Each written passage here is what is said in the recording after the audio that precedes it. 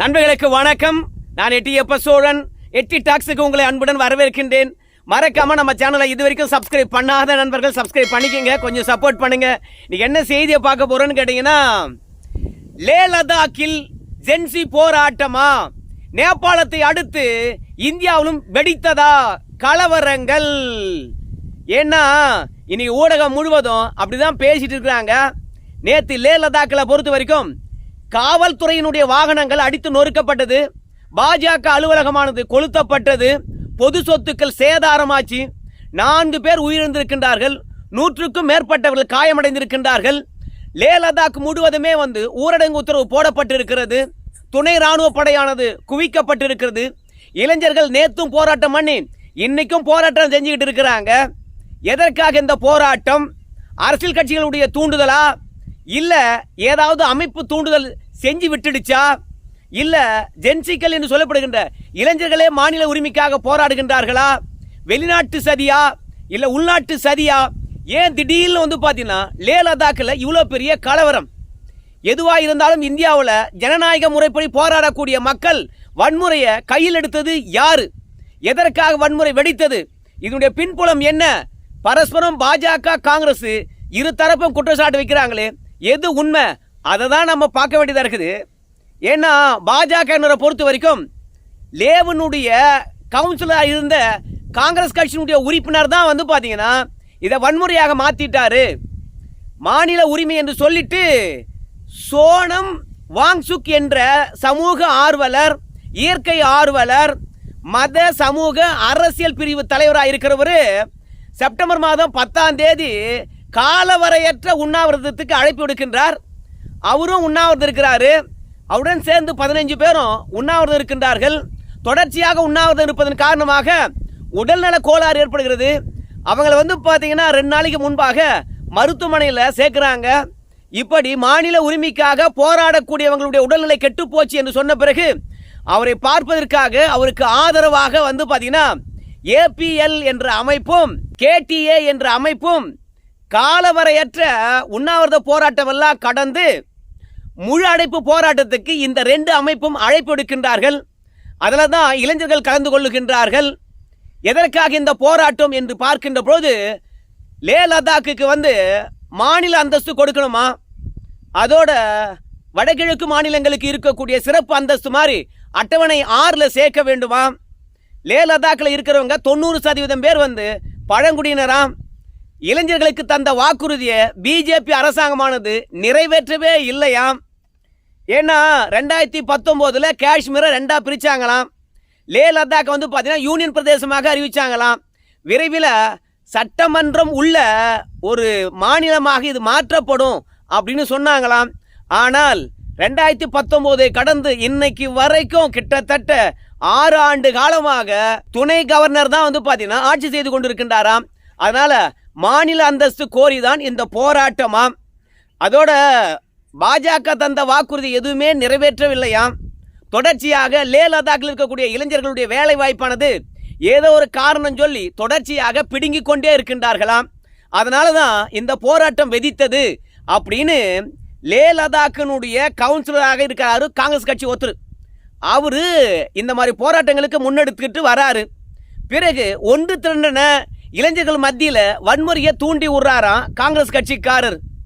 அமைதியாக முழு அடைப்பு போராட்டத்தில் கலந்து கொண்ட காங்கிரஸ் தொண்டர்களும் லே லடாக் மக்களும் கடைசியில் அவங்க கோப பார்வையானது பாஜக அலுவலகத்தை நோக்கி திரும்புகிறது.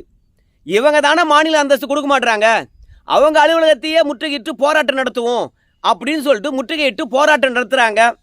பிறகு வன்முறையாக மாறுகிறது.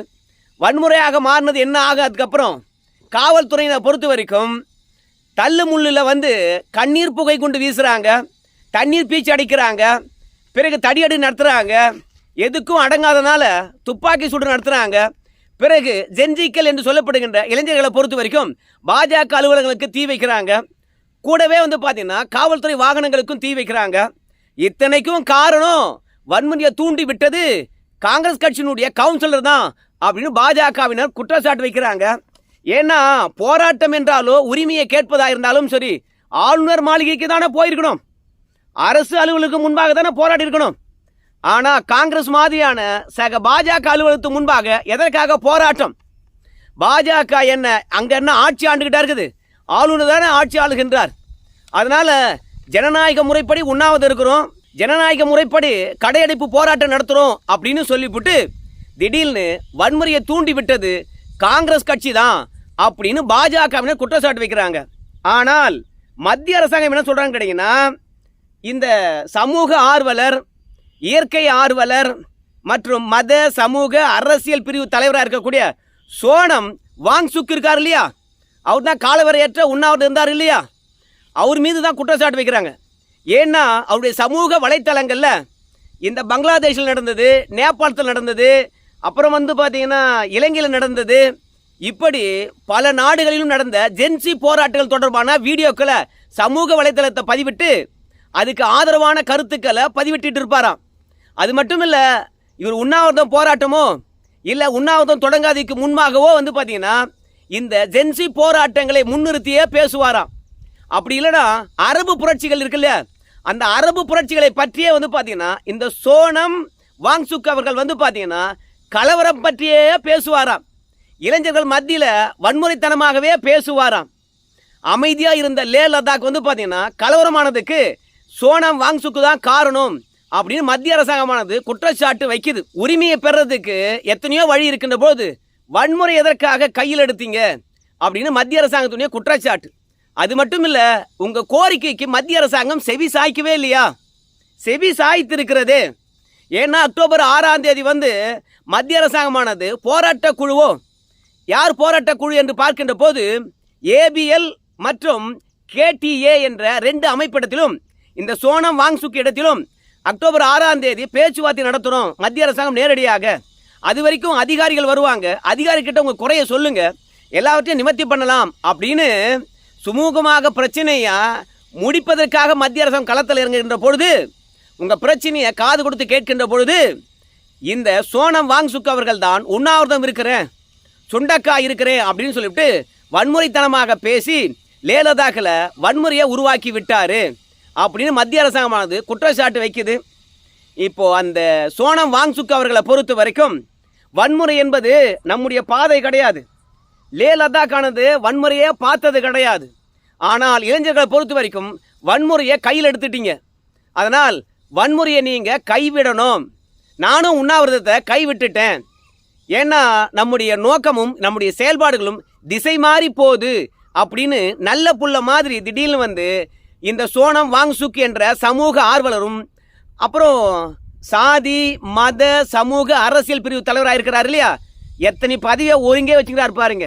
இவங்கெல்லாம் லே லடாக்குக்கு பாடுபடுறாங்களா, நம்ம அதிகாரமானது அப்படியே கையில் இருக்கணும் என்பதற்காக பாடுபடுறாங்களான்னு நமக்கு தெரியவே இல்லை. அது மட்டும் இல்லை, காஷ்மீரை 2ஆக பிரிக்கின்ற பொழுது காஷ்மீரில் இருந்த அரசியல் தலைவர்களை பொறுத்த வரைக்கும் காஷ்மீரை 2ஆக பிரிச்சிட்டீங்களே, ஒரு மாநிலத்தை 2ஆக உடைச்சிட்டீங்களே, இதெல்லாம் நியாயமாக இருக்குமா அப்படின்னு காஷ்மீரில் இருந்த அரசியல் தலைவர்கள் கொதித்து எழுந்தாங்க. அப்போது நம்முடைய அமித்ஷா என்ன சொன்னார்னு கேட்டிங்கன்னா, எங்கே புற்றுநோய் இருக்கிறதோ அந்த புற்றுநோயினுடைய இடத்தை கண்டறிந்து அங்கு மட்டுமே அறுவை சிகிச்சை பண்ணணும். அதை விட்டுவிட்டு உடல் முழுவதும் சிகிச்சை கொடுத்துக்கிட்டே இருந்தோம்னா அந்த புற்றுநோயானது குணமடையாது.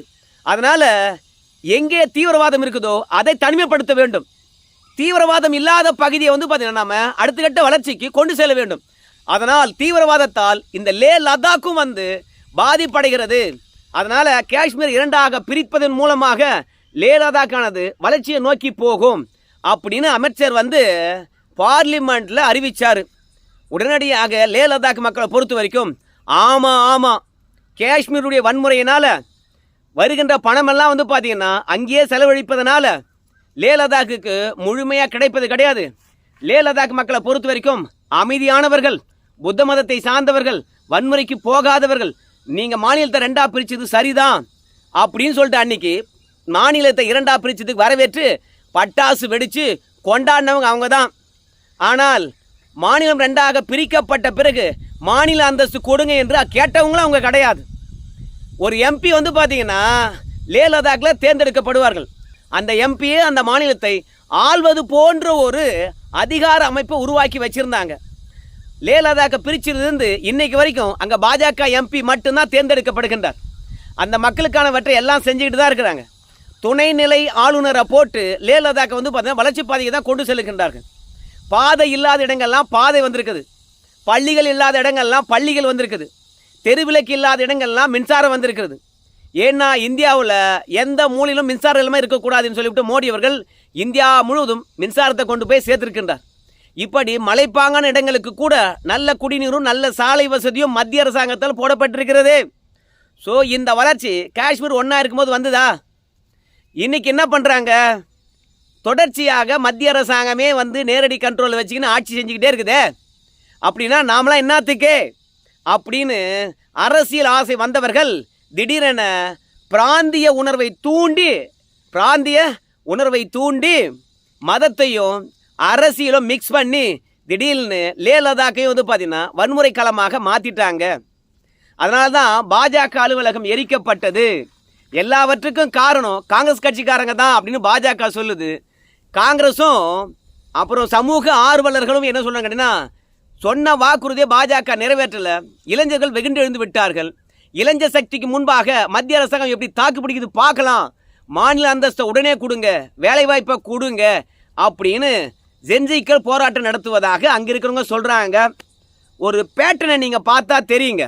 ஒரு 6 நாளைக்கு முன்பாக வாக்கு திருட்டு தொடர்பாக நம்முடைய ராகுல் காந்தி அவர்கள் வந்து சில ஆவணங்களை வெளியிடுறேன் அப்படின்னு சொல்லிவிட்டு பத்திரிகையாளர் சந்திப்பார்.